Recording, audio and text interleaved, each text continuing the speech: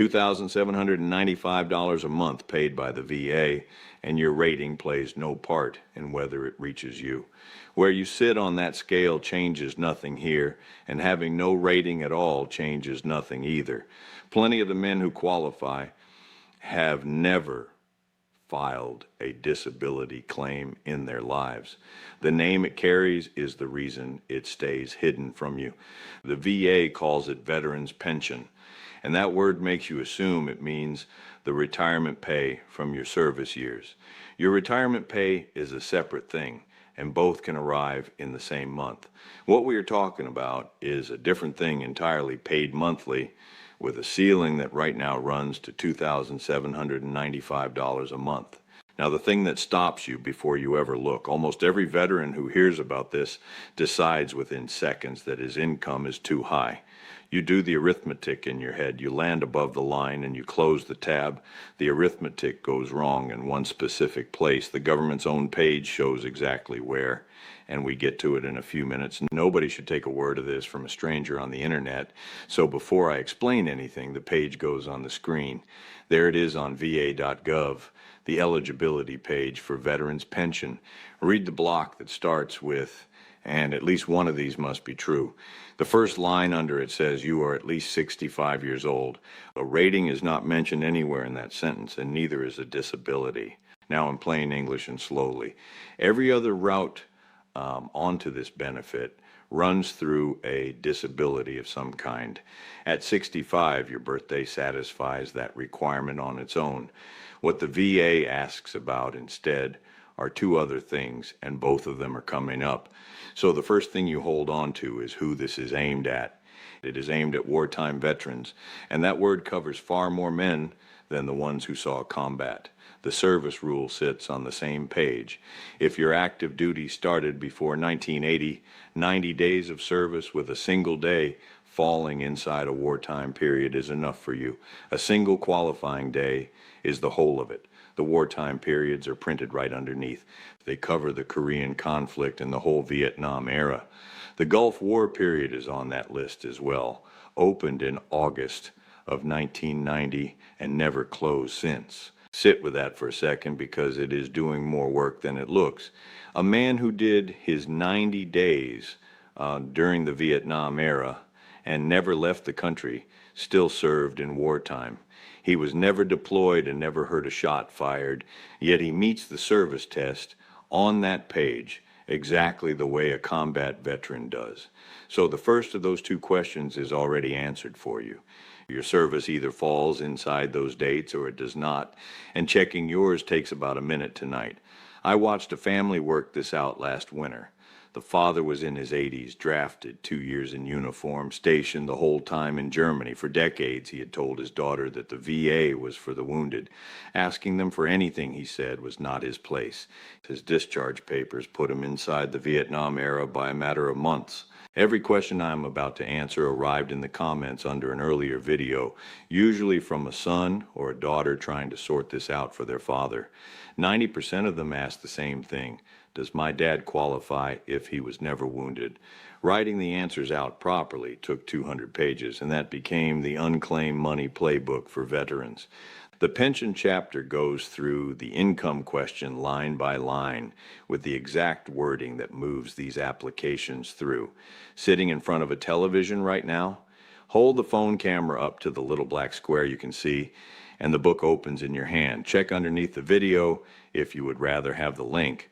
What decides this is your 90 days and your medical bills, so nothing here sits behind a paywall. Back to the money. Now the second question, and this is where nearly everyone talks themselves out of the money. Write down what you paid last month for premiums because you will need that figure in a moment. The VA sets a ceiling, and the figure I opened with is this year's version of it. Congress writes that ceiling. The VA calls it the maximum annual pension rate, and it moves every year with the cost of living. For a household of two, on the top rung, That ceiling is the $2,795 a month I opened with.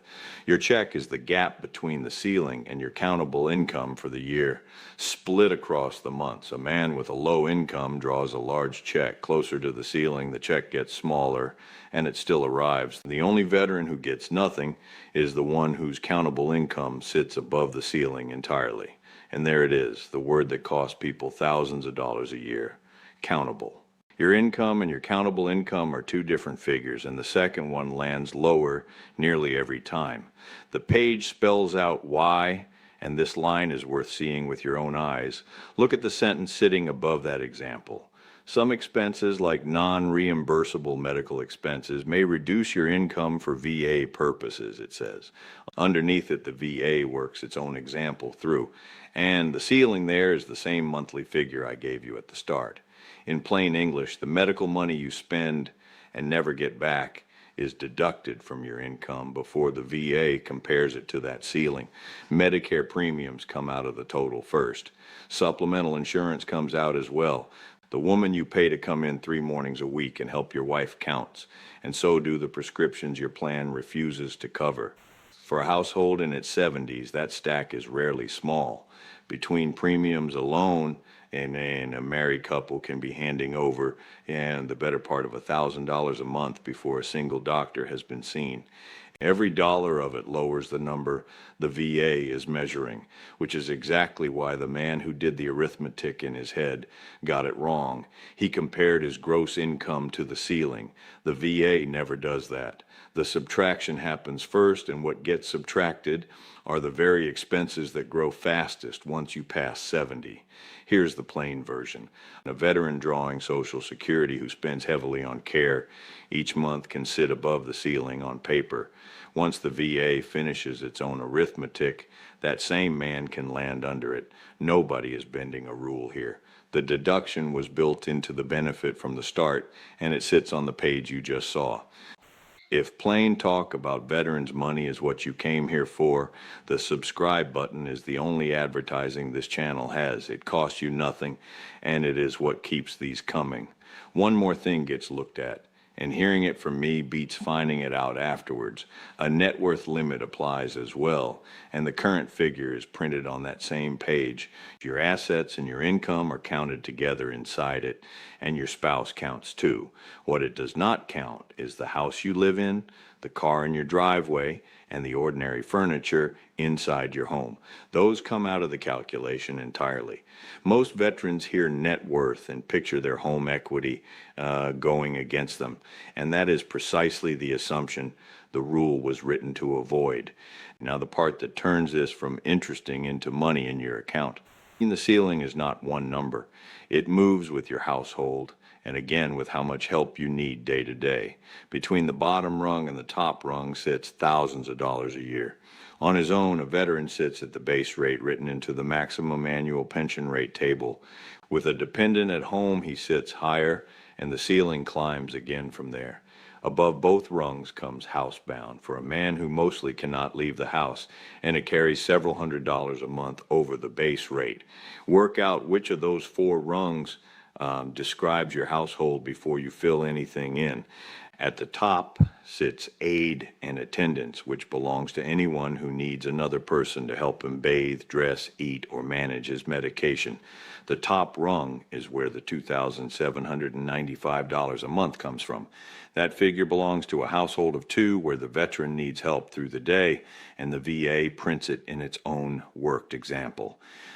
Here's the trap inside that ladder. Aid and attendance does not come with its own application or its own queue. What it does is raise the ceiling on the pension you already applied for. It gets granted when your daily life is described honestly on that one form. Plenty of households qualify for the top rung and file in a way that puts them on the bottom one. Nobody told them that the questions about bathing and dressing were the ones that mattered. A wife laying out your pills every morning belongs on that form. So does somebody helping you in and out of the shower. Care inside a nursing home counts, and care from your own daughter in your kitchen counts the same way. Let me put a real shape on the money, because a ceiling on its own means very little. The VA prints its own example on that same page. A married couple on the top rung sits under the ceiling I read you a moment ago. The household in that example brings in a modest income for the year. The VA pays the gap, and the gap runs to most of that ceiling every month for life, adjusted upward each December. Nobody in that example did anything clever. There was no lawyer involved, and nothing was appealed. A form went in, the income got counted the way the VA counts it, and the payment started. And notice what the gap rule does to the man who thinks he earns too much. Even a household sitting only a little under the ceiling still gets paid. It gets paid less, but the door's open, and the medical costs coming off the top are what push most households through it. So where does that leave the man watching this? The form is called 21P527EZ, the application for veterans pension, and it is free to file. You will need your discharge paperwork, a record of your income, and a list of the medical costs your insurance does not reimburse. People leave that last list half finished more than any other part, and its length decides the size of your check. Before you send anything, there is one move worth making the same day you decide to do this. You can file an intent to file, which fixes the date the VA measures your payments from. Take a month gathering paperwork after that, and your money still counts from the earlier date rather than the day the envelope arrives. What comes back is a decision letter. It names whether you were approved, the ceiling the VA placed you under, and the date your payments run from. Start with that date. If the VA measured from the day your envelope arrived rather than from your intent to file, that is a correctable error, and it is worth money. Months of back pay have been recovered on that single line. The wait is real, and I will not dress it up. These claims take time, and they sometimes come back asking for one more document. The men who get paid are the ones who answer that letter instead of putting it in a drawer. And I would rather give you the awkward half than have you hear it later. Veterans pension is a needs-based benefit, so the VA reviews it, and the amount moves when your circumstances move. Report changes when they happen in both directions. A benefit that runs itself does not exist inside the VA, and that is the honest reason so few men are drawing this one.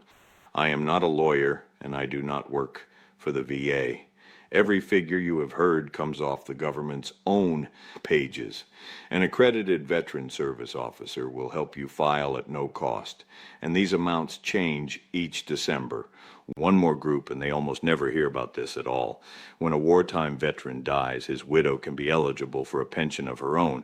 Her medical costs are deducted from her income exactly as they were from his, and the higher rungs are open to her too. Plenty of women are getting by on a single Social Security payment. They have no idea that their husband's 90 days in uniform still count for them.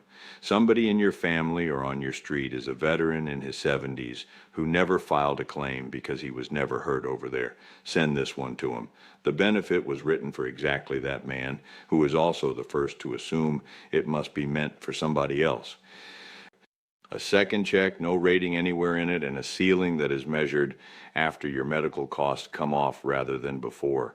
The VA has been paying it the whole time to the men who asked. Sonny Boone,